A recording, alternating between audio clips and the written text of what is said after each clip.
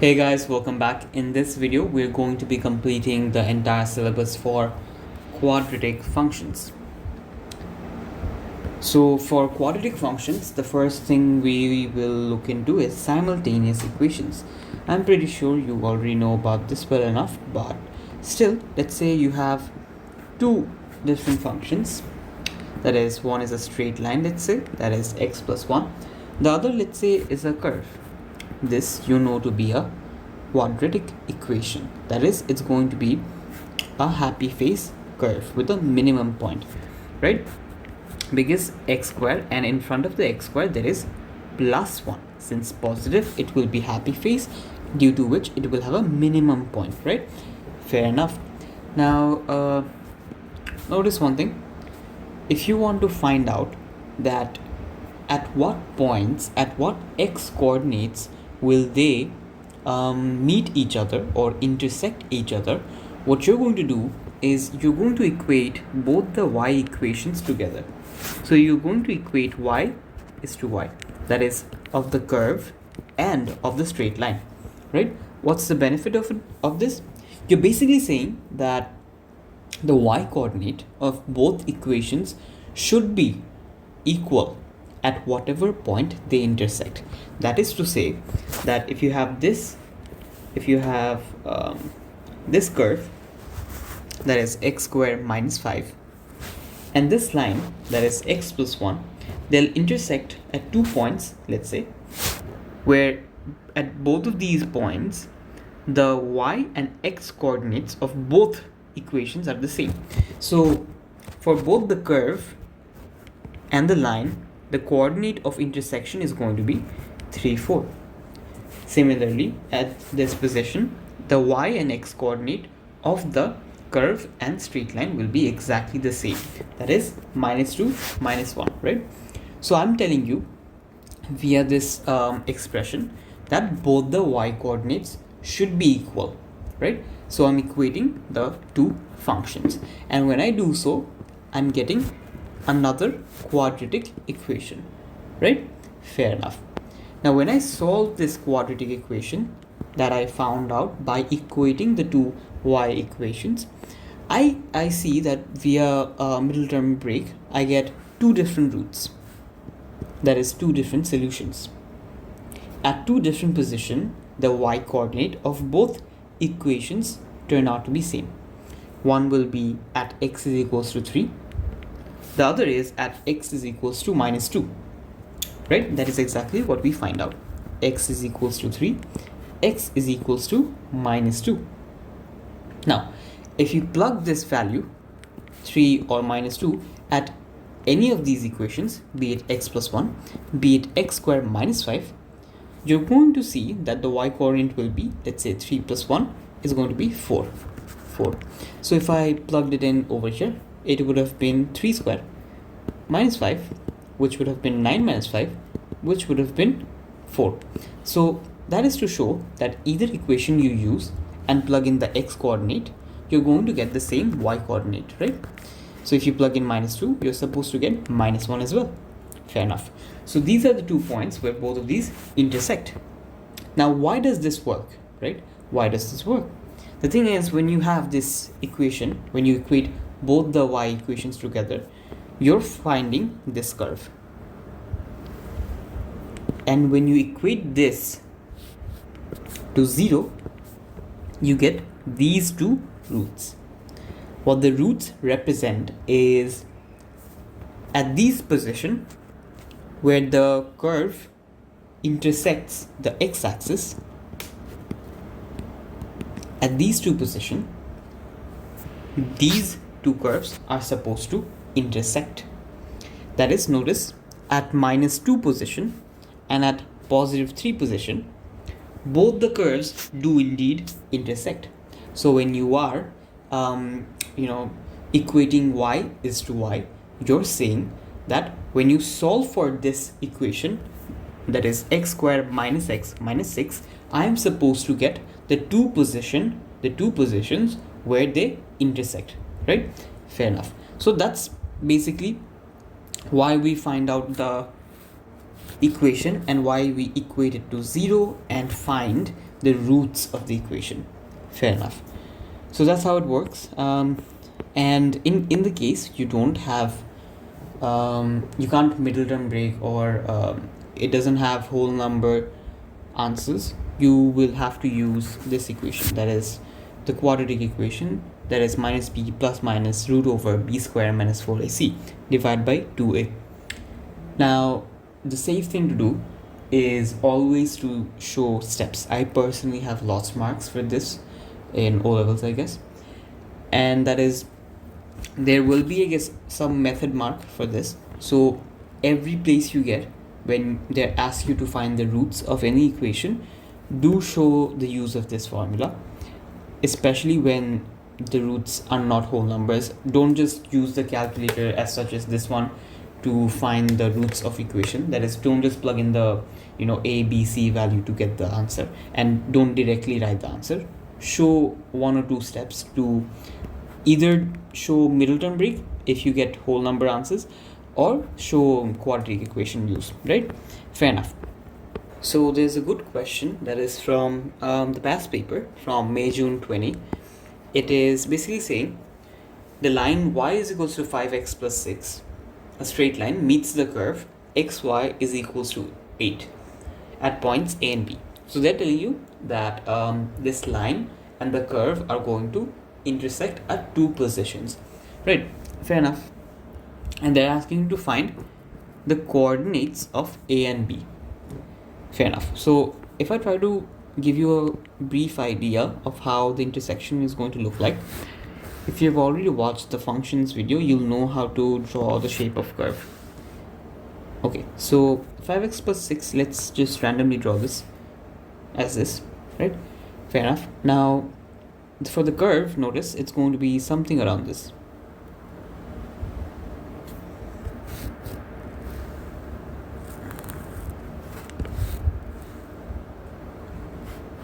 Right, so there's a positive portion, there's a negative portion, and what happens is as x tends to infinity, that is for y is equals to 8 by x, as x tends to infinity, your y value decreases to or reaches 0.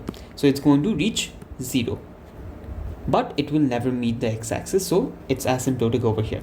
What happens over here is if x decreases to 0, it reaches infinity over here on the y-axis. So I mean the y output. So basically, if let's say x is something around 0.00000000001, so it's going to be a really large value on the y-axis. So it's going to be going to infinity. Similarly, if you have x as negative, you're going to have a curve on the negative axis as well. Anyways, that's not the point over here. The point is to show you that there are going to be 2 points of intersection, right? So let's take those 2 points to be the intersecting point.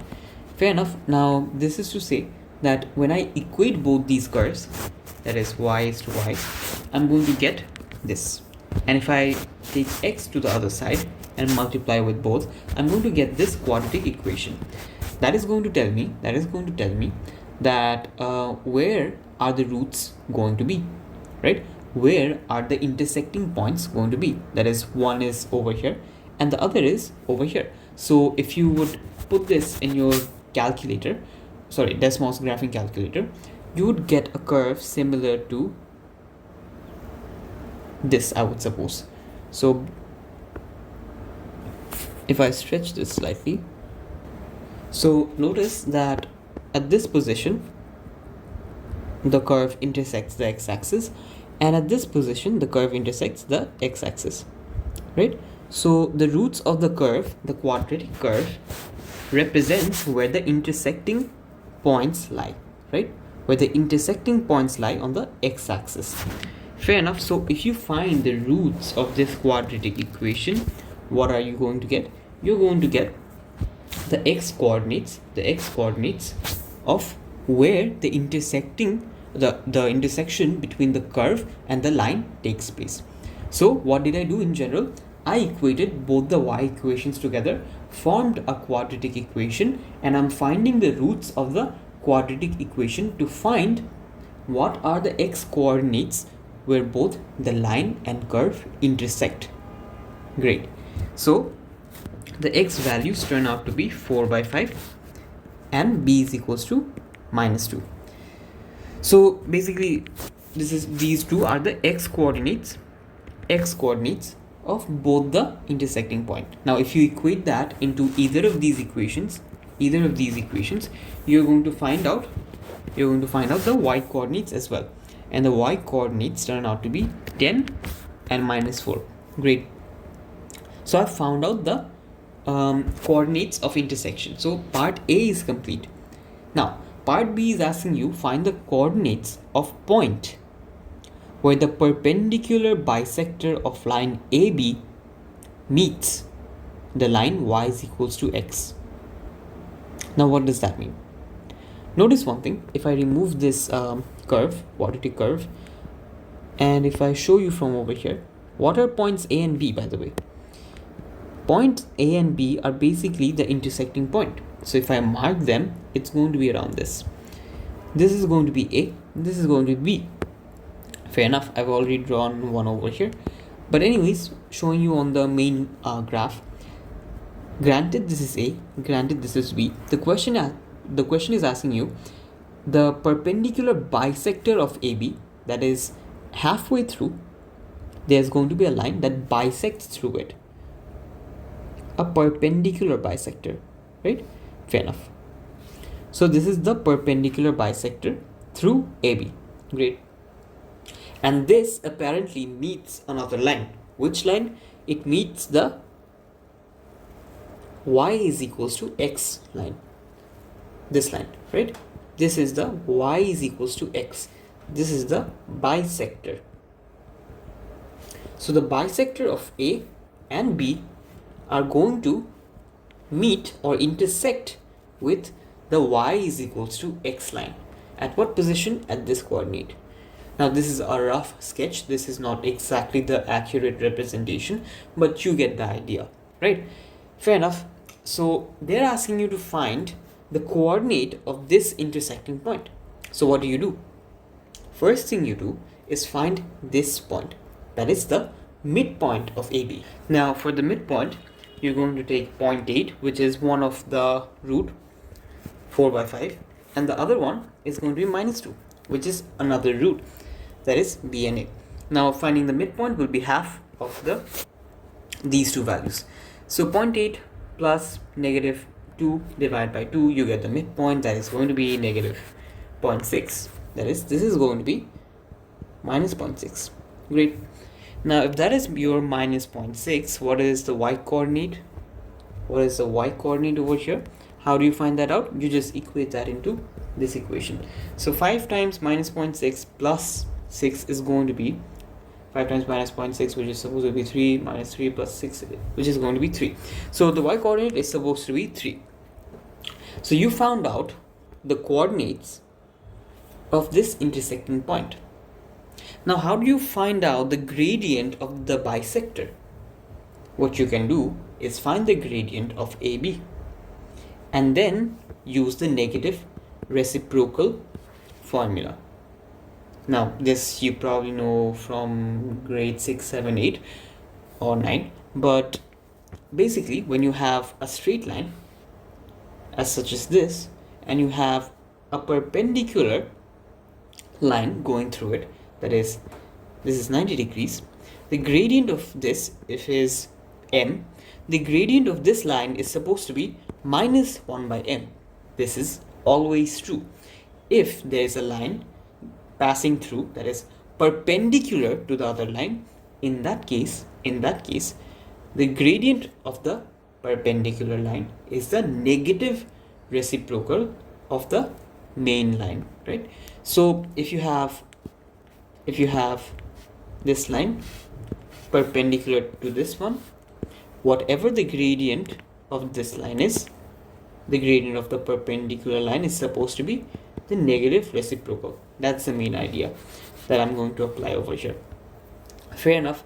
So find the gradient of AB first. How do I find the gradient of AB? I know the coordinates, so find the gradient, and it turns out to be 5. Good. Now, what's the gradient of the perpendicular bisector? It's going to be negative 1 by 5. The same formula. Great. So now I know, what do I know? Now I know the gradient of the line, and I also know one of the point lying on the bisector, that is the midpoint. Let's now form the equation. That is y minus x is going to be equal to, y minus y1 minus y2 is equals to gradient m times x1 minus x2, right? That's the formula I'm applying over here. Fair enough. Now when you do that, you see your equation turns out to be this. Now I'm not simplifying this, because if I simplify it, it gets a bit more complicated. I can directly solve this equation. So the thing is, I want to know, what do I want to know? I want to know at what point does this line perpendicular bisector intersect with y is equals to x. So that is exactly what I want to figure out, right? So what I can do is I can substitute this with y is equals to x. So I can say it's going to now be x minus 3, which is equals to minus 1 by 5 times x plus 3 by 5, right? So what I've done basically is I have substituted the y value. So this falls under your simultaneous equation, right? So I'm simultaneously solving both of those. So I could also have done, let's say, y is equals to minus 1 by 5 times x plus 3 by 5 plus 3. So now I can say, and this is y is equals to x. So now I can do y is equals to y, and it's going to be minus 1 by 5 times x plus 3 by 5 plus 3 is equals to x. So now when you take 3 to the other side, that is exactly what's going to happen. So it's the same thing. I've just directly plugged in x into the equation, right? Fair enough. So now when you solve this, you get x is equals to 12 by 5 and x is equals to, y is equals to 12 by 5. Is that correct? Wait, let me check. Yep, that is correct. So your coordinates are going to be x is equals to 12 by 5 and y is equals to 12 by 5. So this is a bit wrong. This is supposed to be around this, I guess. It's basically supposed to intersect at the positive point, right? This is supposed to be the point of intersection.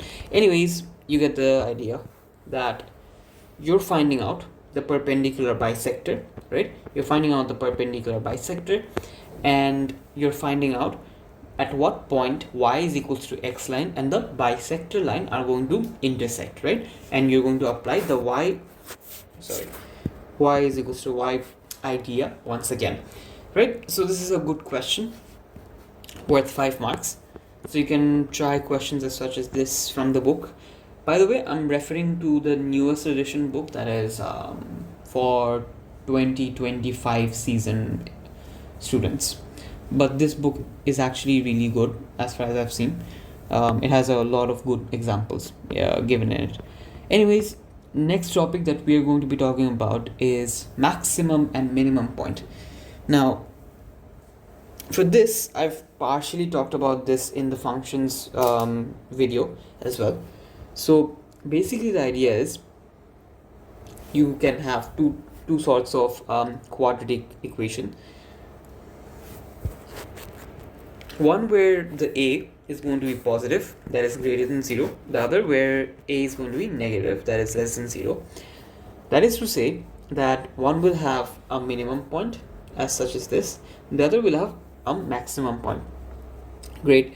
Now the thing we'll discuss about is the way to find out the line of symmetry. Now to do that, you basically have to just find the turning point by either a completing square or by any other method. So there are two methods to find out the line of symmetry, and they can ask you these questions for a few marks. So if you're confused about what line of symmetry is, it is basically the line passing through the turning point, that is this one. So how do you find the line of symmetry? Again, completing square, finding the turning point, or finding the roots of the equation and finding the midpoint. those are the two things you can do to find the line of symmetry. I'll explain both. So way one is completing square. That is, you're going to take the equation. Let's say the equation is x squared plus 4x plus 3. What are you going to do? You're going to complete square. That is going to be x plus 2 minus 2 square plus 3. That is going to be x plus 2. That is going to be minus 1. Fair enough. So your turning point is going to be minus 2 minus 1. That's your turning point. So now, if this is your turning point, the line of symmetry will pass exactly through the turning point. Now, why is this called the line of symmetry? Notice, this side of the curve is exactly the same compared to this side of the curve, right?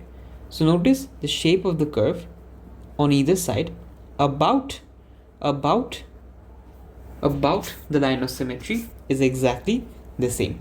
Since the shape of curve on either side of the line of symmetry is exactly the same, I can say that this turning point, the line passing through the turning point, is the line of symmetry, right? Both sides of the curve is symmetrical.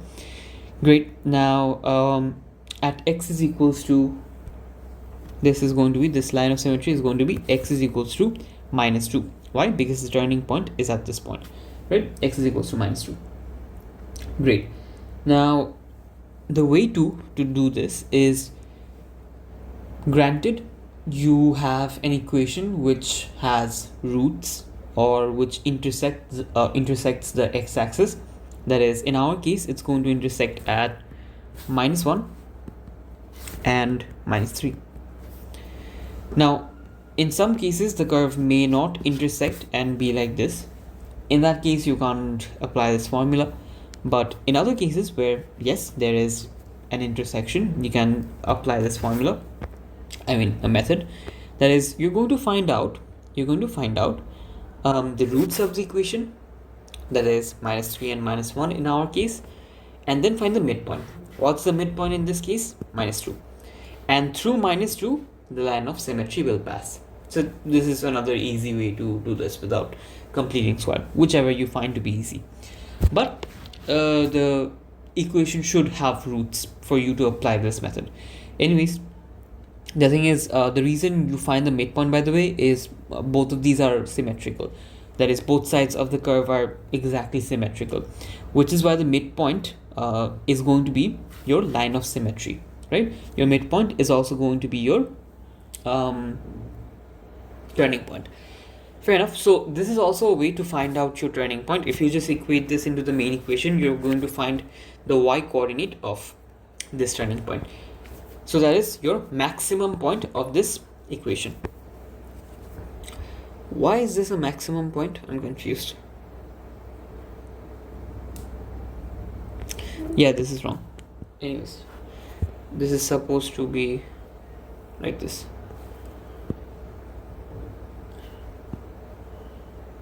Yep. Yeah, it's supposed to be something like this. This is also wrong. I'll fix it. Yeah. So this is how it's supposed to be. It's supposed to have a minimum point.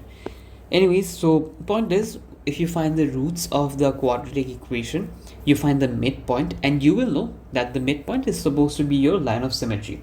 And on the midpoint will also lie your turning point. Why? Because quadratic curves, or x square curves, are symmetrical about one certain point, and that point lies on the midpoint of the two roots of your equation. Fair enough. Now you can't apply this logic in other cubic expressions, because in those cases those are not symmetric curves, which is why this doesn't apply in those cases. Anyways, let's move on to the next part. This is maximum and minimum.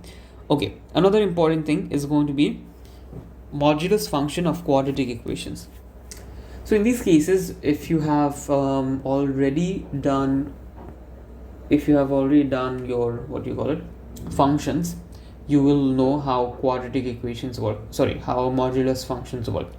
That is, if you have anything on the negative axis, it is going to be reflected about the x-axis on the positive part, right? So similarly over here, if you have anything lying on the negative axis, that part only will be reflected about the x-axis.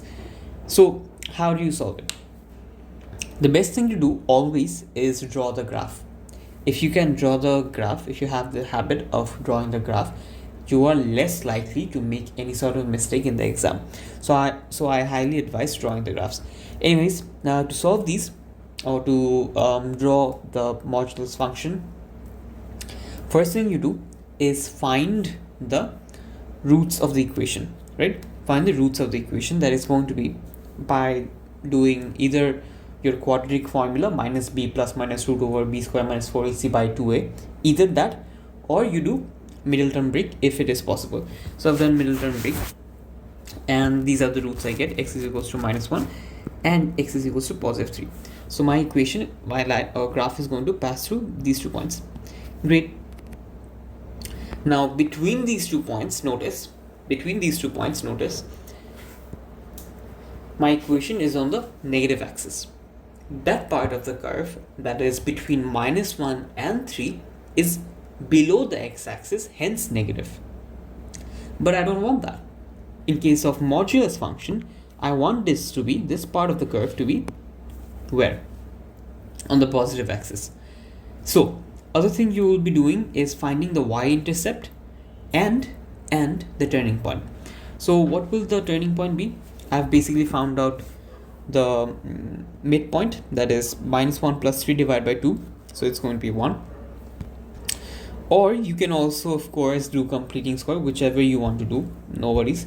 So I found a midpoint, and the y coordinate at that midpoint is going to be 1 plus 1 2 minus 4. So it's going to be minus 4, 1 and minus 4. So that's the turning point. And what is my y-intercept going to be?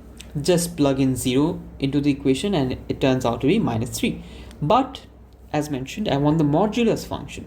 So what's going to happen is the y coordinates are going to reflect about the x-axis, meaning it's going to turn into positive values or positive outputs.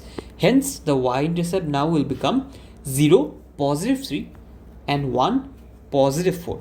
Okay, fair enough. So make sure your y-intercept and your turning point is exactly proportional in height compared to what it was below the x-axis. So when you're drawing the modulus function in comparison to your normal curve, that is without the modulus function, make sure the height, the z height, is similar to the main one. Although they do mention it's a sketch, it doesn't need to be up to scale, but generally it should be somewhat accurate, in the sense that at least do mention the coordinates of the max or minimum point, y-intercept and the roots of the equation. These 4 things try to always mention on your sketch. Great. So if you get that, that's sort of enough for modulus functions of quadratic equations. Now let's take another example. Let's say the question is telling you find the coordinates of stationary point on the curve y is equals to modulus function of x plus 5 times x plus 1. They've already given you the roots, so the roots are going to be x is equals to minus 5, x is equals to minus 1. So these are going to be the roots, and you know the nature of the curve. It's supposed to be a minimum curve without the modulus function, so it's supposed to be in this shape. It's supposed to be in this shape, but due to the modulus function, the negative part got reflected. Now the stationary part coordinate you can find out by saying minus 5 plus minus 1 divided by 2, that is going to be minus 5 minus 6 3 minus 3. So yeah, minus 3, and plug this into the equation into over here, and you're going to get the y coordinate. Fair enough, but make sure to put the positive value of y. That's going to be, if you plug in x plus 5, x plus 1. So if you plug in minus 3 over here, the output you're supposed to get is -4, right? You're supposed to get -4. However, your answer is going to be mod of -4 due to the modulus sign. So it's going to be +4, right? Because of the modulus function. Great. So if your turning point was -3, -4, now due to the modulus function, it's going to be -3, +4, right? Fair enough. So what else? Okay, part B. Part B is asking you, find the set of values for k for which this modulus function is equals to k has true solution. So this is our curve, by the way, this w, right? So they're asking you for what value of y, what line y is equals to k. So basically you have two functions. One is modulus x plus 5, x plus 1. One is this. The other is they're equating another y equation. What is that? That is y is equals to k. It's basically a horizontal line. Now they're asking you, where should my horizontal line be such that there are only two intersections or two solutions to the equation, to this equation. So your line, that is y is equals to k line, and your modulus function will only intersect at two position or two coordinates of x. So how do you find the range? How do you find the range of values of k such that the intersections are only two? Notice one thing. If I draw a line over here, how many intersecting points are there? 1, 2, 3, 4. Right? There are 4 intersecting points. Now, what if I put my line exactly on y is equals to 4? What happens in that case? I have 3 solutions now. That is 3 intersecting points. So I can say, if I shift this line slightly above, now there are only 2 intersecting points. So let's say at y is equals to 4.00001. At this position, there are only 2 intersecting points. At y is equals to 5 again, there are only 2 intersecting points. So I have already sort of found the range. That is, y has to be, or k has to be greater than 4. It can't be equals to 4 because at y is equals to 4, there are 3 intersections or 3 points where the line y is equals to k meets the modulus function. Hence, the k value has to be greater than 4. So for any line that is, let's say y is equals to 4.01 to y is equals to infinity, let's say, there are always going to be 2 intersections or 2 points where the line meets the modulus function. Okay, so that is it for question 5. Let me give you another example. Another thing that I'd mention is, let's say you want the intersection to be 4. You want 4 intersections. In that case, what would your range be of k? In that case, it would be k is less than 4 and greater than 0, right? For k to be between 0 and 4, in those cases, you would have 4 intersection. And if k is exactly equal to 4, you would have 3 intersection, 4 intersection. What happens if k is equals to 0? If k is equals to 0, you're actually supposed to have 2 intersection. So didn't they ask for 2 solution? They did. So why is not this included in the answer? Okay, good question. I'm not really sure why they did not mention this in the answer of the book. But k can also be equal to 0 according to me. I don't know why they did not mention this. But yeah, according to me, k can be greater than 4 or be exactly equals to 0.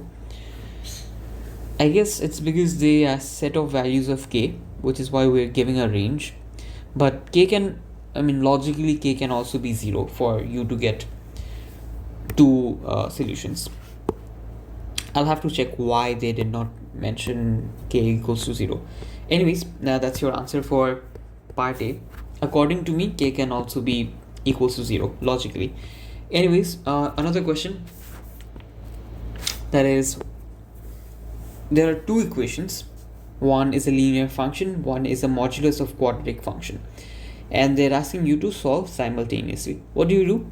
You're going to basically equate y is equals to y. Now, previous cases in the functions video, I've given two ways to solve modulus function. One is consider removing the modulus function and say it is going to equal to negative of this function once and the positive of this function once, right? So you're going to take two cases, one minus x minus 1 and one positive x positive 1. So if you solve for those two cases, you're going to get the intersection point, right? Fair enough. And the other way I told you before was squaring both sides of the equation. Now, the issue over here is you have a quadratic equation, so you can't really square both sides to remove the modulus function, which is why that method is not valid over here. So you would have to consider the equation to be positive once and to be negative once. By the way, why do we do that? If you want to know, let's say I do explain it somewhere. I guess it's in another video.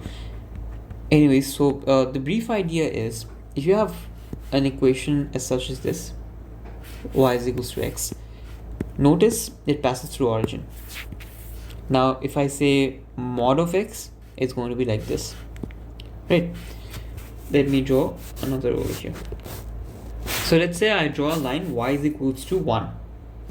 Again, y is equals to 1, let's say. Now for the modulus function, there are two intersecting points, right?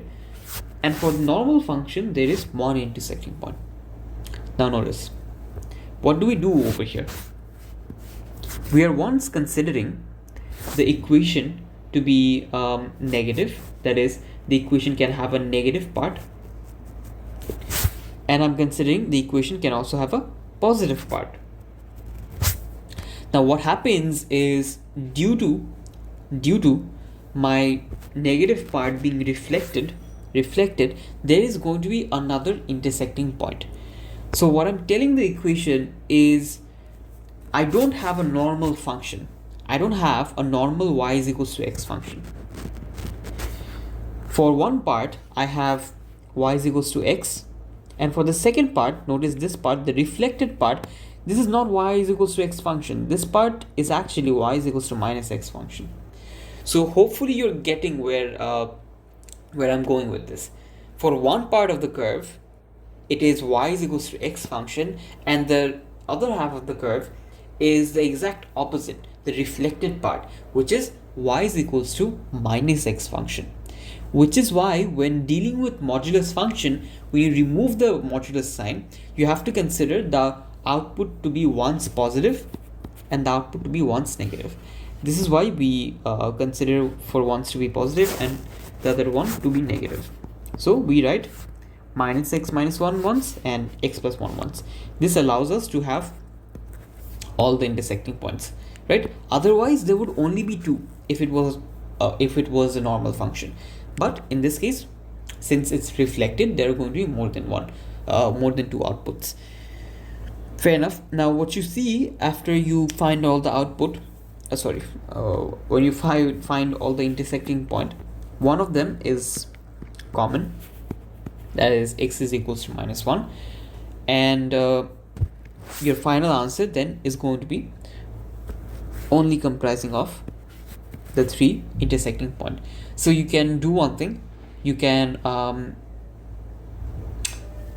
plug this equation into your Desmos calculator and plug this one as well, and you'll see they're going to intersect at these x coordinates. And how do you find the y coordinate? You just plug it in over here, right, in this equation, and you're going to find the y coordinates of the intersecting point. Fair enough, that's it. So what are we doing? We're equating both the y equations, and we're considering the outputs to be once positive and once negative, and I'm solving. Fair enough. Now next part is going to be working with quadratic inequalities. What does this mean? So let's say I have an equation called x squared minus 3x minus 4, and the equation is asking you when is it greater than 0? When are the outputs greater than 0? Draw the curve for ease of understanding. And when you draw the curve, you notice something interesting. For the root, I get x is equals to minus 1, x is equals to positive 4, and this is a positive in front of the x, so it's going to be a smiley face with a minimum point. Great. Now notice one thing. For the range of values between minus 1 and 4, for the range of values between minus 1 and 4, your output is actually negative, right? Your output is what? Negative. But I want my output to be always greater than 0. So I can directly say that my x value has to be less than minus 1, that is this part, and my x value has to be greater than 4. Has to be what? Greater than 4. Because otherwise my output in between minus 1 and 4 is negative. But I don't want that. Hence, my range of x is going to be x is less than minus 1 and x is greater than 4. That's it. So that's my range of x. Now the thing we used to do when prepping for O levels, even for P1, P3, when you see a greater than 0 sign, you're going to take, your answer is going to be smaller than the smaller critical value, that is less than minus 1, and greater than the greater critical value, that is greater than positive 4.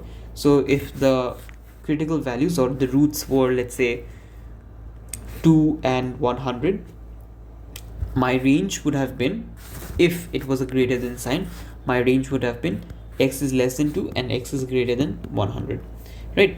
So if you apply that, it's almost always going to be accurate. I mean, it's always going to be accurate. But for that, notice you should have greater than sign. What happens if you have less than sign? If you have less than sign, you're going to have the part in between, which is why it's going to be x is in between minus 1 and positive 4, right? So when you have in between, x is going to be in between both the values. When you have greater than sign, it's going to be greater than the larger value and smaller than the smaller value. That's it. Another example, let's take, you have 2x squared less than or equals to 15 minus x. What do? You take all of the values on one end, and what you see is they're asking you when is this equation less than or equals to 0, right? They're asking you when is that quadratic equation less than or equals to 0. Great. So find the critical values or the roots of the equation. The roots of the equations are going to be 1 minus 3, the other 2.5. Fair enough. Now what you see is they want to find out the values of x for which the output is negative. And when is it negative? Notice it is negative when the values are in between the critical points. In between what? The critical points. Hence x is going to be in between minus 3 and 2.5. Notice it's going to be equals to, that is greater than equals to, and greater than equals to.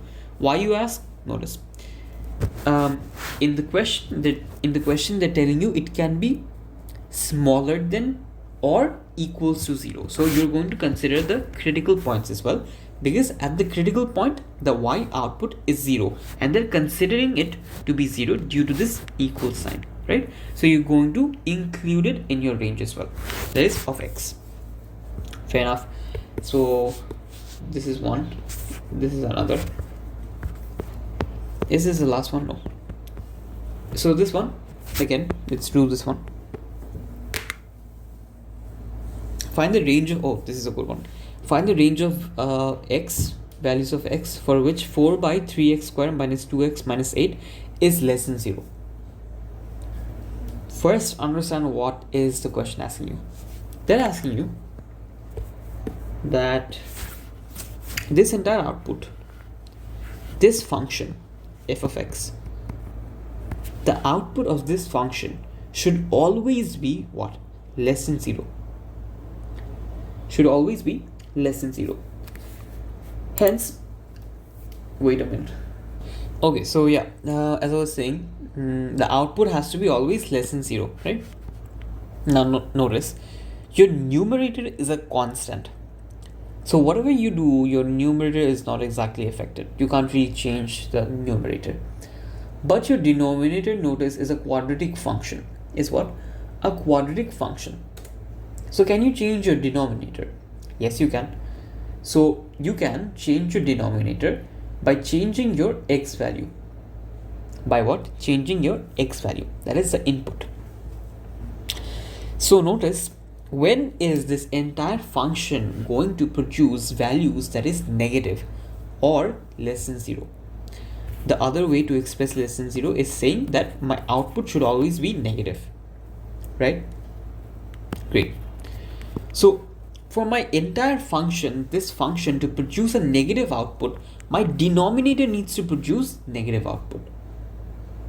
So my denominator needs to produce negative output. So how do we do that? We're going to find for what values of x is the denominator going to produce a negative output. So how do we do that again? We're going to find the roots of the equation. We're going to find the roots of the denominator and find the turning point. Don't find the turning point. Find the roots of the equation and see if it is, if in this case you want less than 0, it is negative. So you want the output to be negative. So you're going to say the x values are going to range between the critical point because you want less than 0. You want the output to be negative. So you're going to say my 3x squared minus 2x minus 8 has to be less than 0, right? So when you find what are the values going to be? 3x plus 4, the critical points, that is my factors, are going to be 3x plus 5 and x minus 2.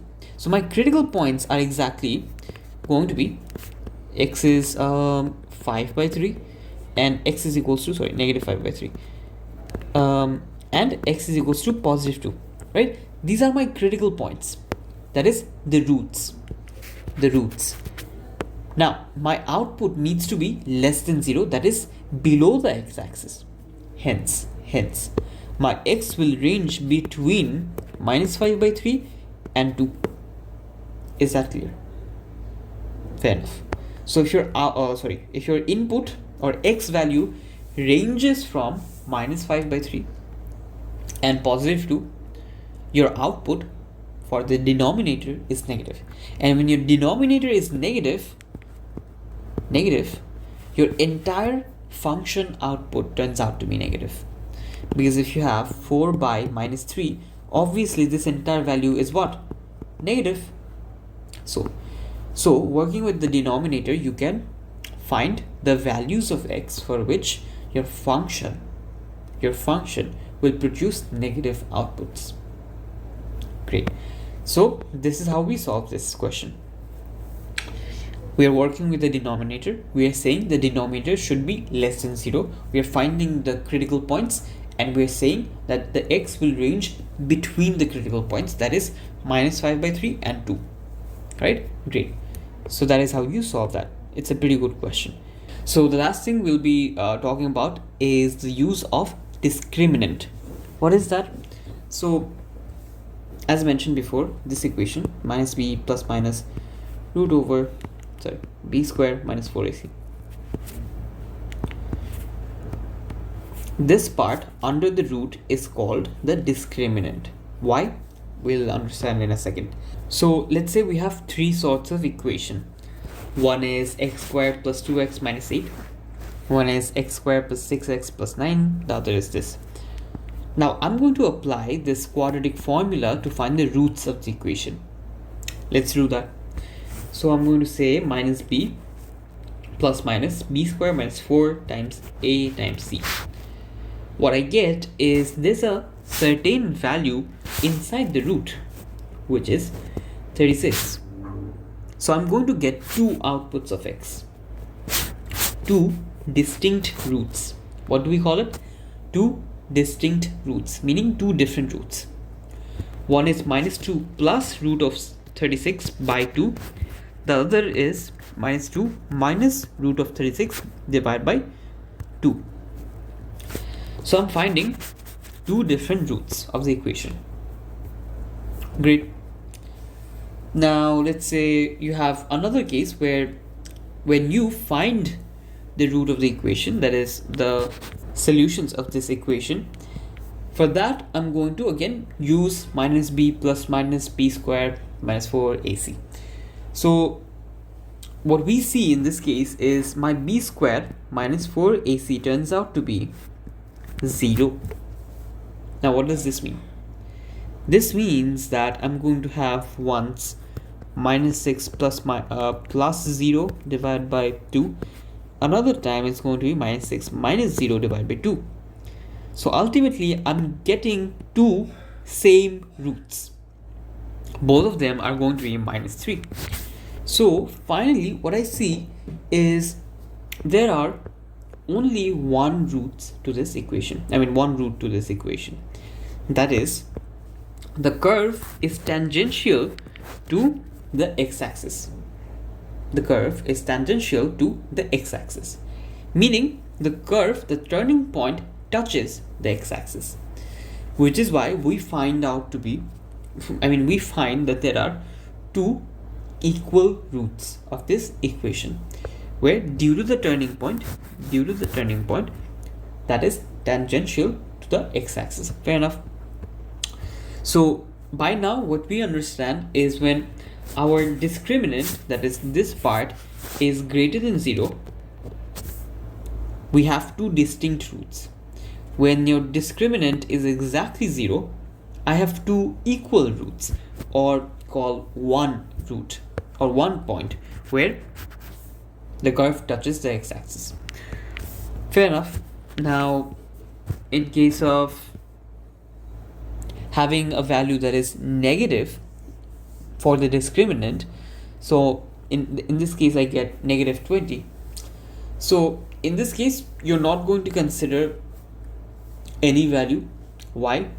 Because root of negative value is going to be nothing, math error, which is why it is invalid. This solution is going to be invalid. Hence, in this equation where you have x squared plus 2x plus 6, there are going to be no solution. What does this mean? When you draw the curve, you'll notice that at no point does it intersect or touch the x-axis, meaning this is not going to have any sort of solution. This does not have any roots, which is why when your discriminant is less than 0, no solution. Fair enough. Now this is why it's the discriminant, because based on that expression only, it is going to discriminate between whether you will have two solution, one solution, or zero solution, right? Great. So based on that only, I'll get my answer. So for this one, notice find the values of k for which this equation is equal to this equation, right? And they're telling you it will have two equal roots. What does that mean? That means your discriminant d is going to be equal to 0. So the turning point touches the x-axis. Great. So I'll equate both the equations together, and I'm going to open the bracket, and I'll have kx minus 2k. Now I'm going to put all of those on one side of the equation, and I'm going to say this is my 1 is going to be my a, 1 is going to be my a, and 3 plus k is going to be my b, and 6 plus 2k is going to be my c. So I will say that my b square minus 4ac should be 0. Why? Notice, in case of two equal roots, or just one root, call it, you're going to have your discriminant be 0, right? Your discriminant is supposed to be 0. So I'll say my b square minus 4ac should be 0. So I'll plug in my b value, that is minus 3 plus k, minus 3 plus k, and the value you get is going to be k square minus 2k minus 15. That is when you also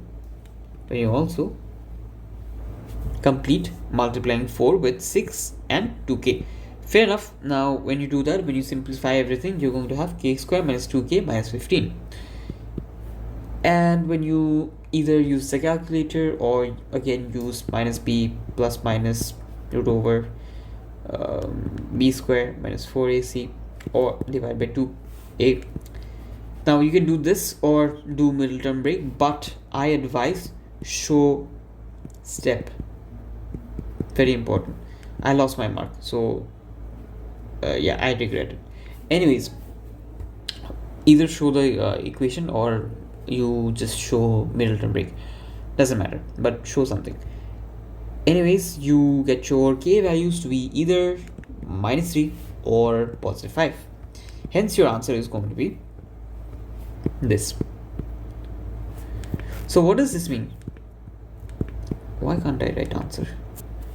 So what does this mean? It basically means that when k takes the value over here, where's the question? When k takes the value of minus 3 and k takes the value of positive 5, if you find the expression, it is going to have exactly 2 roots, which is absolutely equal. So if you again use Desmos and plug in k is equals to minus 3 and see what the graph is going to look like, you're going to notice it is going to touch the x-axis. So again, plug in 5 and see that it's going to touch the x-axis. Fair enough. So if you understand that, I will give you a few more examples and then it's going to be done for this video. I mean this part. Okay, so this is again from the book. The question is asking you x squared plus k minus 2x plus 4 is 0, and it should have 2 distinct roots, meaning your discriminant should be d should be greater than 0. Okay, so what do I say? I'm going to say that my b squared minus 4ac should be greater than 0. What is my b? This is my b, this is my c, and my 1 is a. So I'm going to form the equation b squared minus 4ac. Fair enough. What did they write over here? It's wrong. Yes, supposed to be this. So you get k squared minus 4k plus 4 minus 16. And finally, when you do middle term break or again use the quadratic formula, doesn't matter, you're going to see your k will range below minus 2 and k will be above 6. Why? Notice the graph for values when k is less than minus 2 and k is greater than 6, your discriminant or output is greater than 0. That is what's important. So you get the range of k. Fair enough. Another example, show that the roots of equation kx squared plus 5x minus 2k is 0. And they're asking you that over here, for all values of k, there should be real and distinct roots, meaning whatever the value of k might be, your d should always be greater than 0. How do you prove this? Very good question. So just write down the discriminant formula, that is b squared minus 4ac, and plug in the values. This is your a, this is your b, and this is your c. So b squared minus 4ac. Now what you see after simplifying everything is you get a constant, a positive constant. This is discriminant, by the way. So you get 25, a positive constant, plus 8, again positive, times k squared. So whatever the value of k is, positive or negative, due to the square operation above, your output of k squared is always positive. Is always what? Positive. So if k is minus 2 whole square is going to be 4. If k is positive 2, it's still going to be 4. So whatever the value of k is, your ultimate discriminant is always what? Greater than 0. This tells you that for all values of k, be it negative or positive, your discriminant is greater than 0, right? So you're going to say, you're going to write a line saying k values can be anything and your output or discriminant is always going to be greater than 0. So if you say that, it's all good. Now the last thing we're going to talk about is another type of question where they're going to say that there are two graphs, that is, one is a curve and one is a line, and then they're going to ask you whether they intersect, whether they are tangential, or whether they never pass, right? They're going to ask you the values of k for which either of those happens. Fair enough. So let me give you an example. Okay, by the way, when your discriminant is greater than 0, there are going to be two intersections. When the discriminant is exactly 0, the line will be tangential to the curve, and when the discriminant is less than 0, your line won't touch the curve. So if I give you an example to better understand this, notice when you have let's say y is equals to 2x plus k, where k is a constant. This is your straight line, and when you have a curve as such as this, they're telling you that the line should be exactly tangential to the curve, and they're asking you for what value of k is this possible. What should k be such that the line is tangential? Great question. Now when you equate y is equals to y, you're supposed to equate y is equals to y, by the way, and this is y, and then you take everything to one side and find a, find b, and find c. Fair enough. Now when you do so, you're going to apply b square minus 4ac formula, and what you see at the end of the day is your k is supposed to be exactly minus 5, right? So what you're doing is you're saying my b square minus 4ac should be exactly 0. Why? When your discriminant is 0, the line is tangential to the curve. So I've applied that logic saying my discriminant should be 0, and it is for this k value, that is minus 5. If you are not convinced by the answer, in your Desmos calculator, write this formula and also write 2x minus 5. What will you write? 2x minus 5 and x square minus 4x plus 5, plus 4. So when you write both of these, you're going to see they're going to be tangential at one point, which is going to be I don't know the x coordinate of the tangential point, so you can see it on the graphing calculator. But point is, for this certain x value, they're going to be a tangent. Now when you change this k value of the line, you will notice that they are no longer a tangent.